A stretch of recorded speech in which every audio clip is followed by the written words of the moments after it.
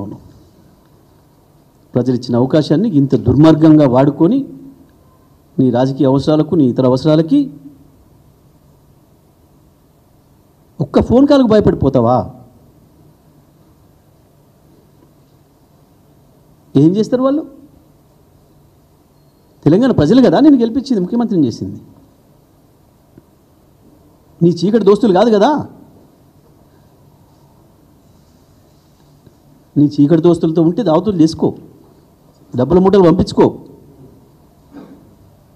కానీ తెలంగాణ ప్రజల హక్కుల్ని దారాదత్తం చేసే అధికారం నీకు లేదు. నువ్వు నైతికంగా ఇవాళ ముఖ్యమంత్రి పదవిలో ఉండేదానికి అర్హత కోల్పోయినావు. ఇక దొరికిన తర్వాత కూడా దబాయింపు చేయడానికి కేవలం బూతులో లంఘించుకుంటావు,